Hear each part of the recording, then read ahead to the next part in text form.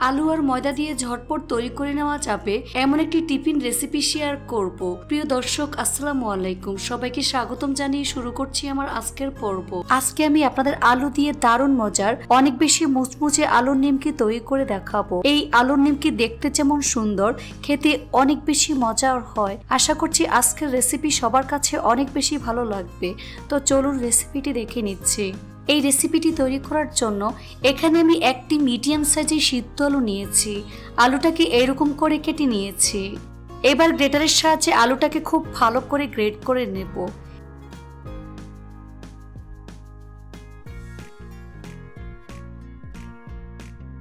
তো আমি আলু গ্রেট করে নিয়েছি। এবার এর মধ্যে 1 কাপ পরিমাণ ময়দা দিয়ে দিচ্ছি, সাথে 3 টেবিল চামচ পরিমাণ বেসন দিয়ে দিলাম, 1 টেবিল চামচ পরিমাণ ঘি দিয়ে দিচ্ছি, 1 টেবিল চামচ পরিমাণ সয়াবিন তেল দিয়ে দিলাম, দিয়ে দিচ্ছি স্বাদ মতো লবণ, 1/4 চা চামচ পরিমাণ কালো গোলমরিচের গুঁড়া অ্যাড করে দিচ্ছি।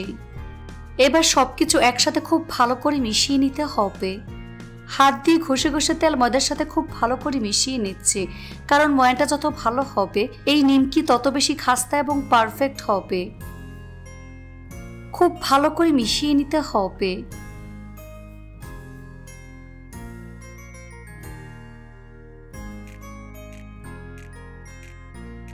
যখন সবকিছু খুব ভালো করে মিশানো হয়ে যাবে, এই পর্যায়ে সামান্য পরিমাণ পানি অ্যাড করে দিচ্ছি। এই ডোটাকে কোনোভাবে নরম করে ফেলা যাবে না। এখানে পানিটা একটু বুঝিয়ে দিবেন, যেহেতু আলুর নিমকির ডোটা একটু শক্ত হবে। মাখানোর কাজটা একটু সময় নিয়ে ধৈর্য ধরে করবেন, এতে করে নিমকিটা অনেক বেশি খাস্তা হবে আর খেতেও অনেক ভালো লাগবে। ডোটাকে একটু সময় নিয়ে মেখে নিতে হবে। বেশ কিছুক্ষণ সময় নিয়ে ডোটাকে আমি মেখে নিয়েছি। দেখুন, টাইট একটি ডো আমি তৈরি করে নিয়েছি। উপরে খুব সামান্য পরিমাণ তেল মেখে নিতে হবে। তারপর ভিজা টাওয়াল দিয়ে ঢেকে দেব। তারপর একটি ভিজা টাওয়াল দিয়ে ঢেকে রেখে দেব প্রায় 20 থেকে 30 মিনিটের মতো। এবার ময়দা ঘিয়ের ঘন একটি পেস্ট তৈরি করে নেব। এর জন্য ছোট একটি বাটিতে 1/4 কাপ পরিমাণ ময়দা নিয়ে নিচ্ছি। এর মধ্যে অল্প অল্প করে ঘি দিয়ে ঘন একটি পেস্ট আমি রেডি করে নিচ্ছি।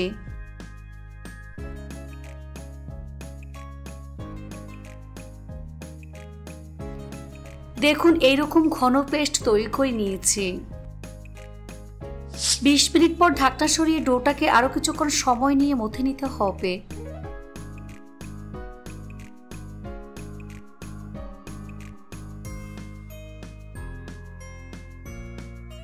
তারপর ছোট ছোট লেচি কেটে নিচ্ছে।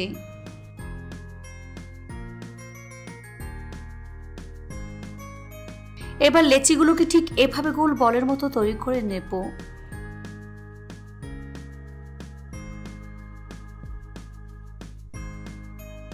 এই তো একটি বল তৈরি করে নিয়েছি। সবগুলো একইভাবে গোল বলের মতো আমি তৈরি করে নিয়েছি। এখান থেকে একটি বল বোর্ডের উপর নিয়ে নিচ্ছে, বাকি বলগুলোকে আমি ঢেকে রাখবো। উপরে কিছুটা পরিমাণ ময়দা ছড়িয়ে দিচ্ছে। তারপর বেলুন দিয়ে পেলে পাতলা বড় একটি রুটি আমি তৈরি করে নেব। রুটিটাকে যতটা সম্ভব পাতলা বড় করে বেলতে হবে। রুটি বেলার সময় অবশ্যই কর্নফ্লাওয়ার ব্যবহার করবেন, এতে করে রুটিটা অনেক বেশি পাতলা হবে। কোনোভাবেই রুটিটাকে মোটা করা যাবে না, তাহলে নিমকি কিন্তু ভালো হবে না।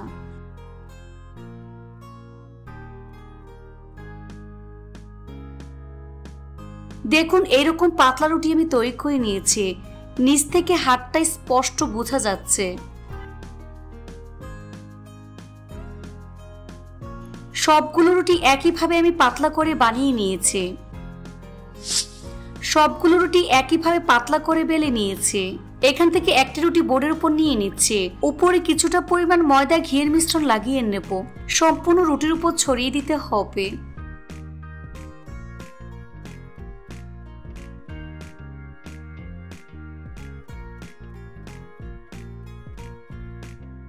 সম্পূর্ণ রুটির উপর ঘি এবং ময়দার মিশ্রণ লাগিয়ে নিয়েছি। উপরে আরেকটি রুটি বসিয়ে হাত দিয়ে চেপে সেট করে দিচ্ছি। একইভাবে ময়দা এবং ঘিয়ের মিশ্রণ লাগিয়ে নিচ্ছি। সম্পূর্ণ রুটির উপর ছড়িয়ে দিতে হবে। তারপর আরেকটি রুটি আমি দিয়ে দিচ্ছি। এভাবে 5টি রুটি একটা আরেকটার উপর আমি দিয়ে দিচ্ছি।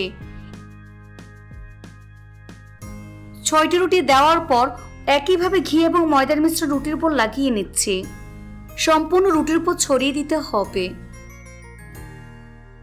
এবার রুটির সামনের এক সাইডে পানি লাগিয়ে নিচ্ছি। এক সাইড থেকে এভাবে টাইট করে রোল করে নেব।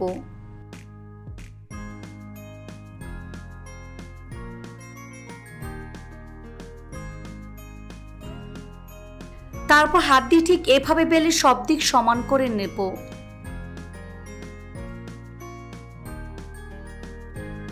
রুটির 2 সাইডের বাড়তি অংশ কেটে সমান করে নিচ্ছি। এবার ছোট ছোট লেচি কেটে নিচ্ছি।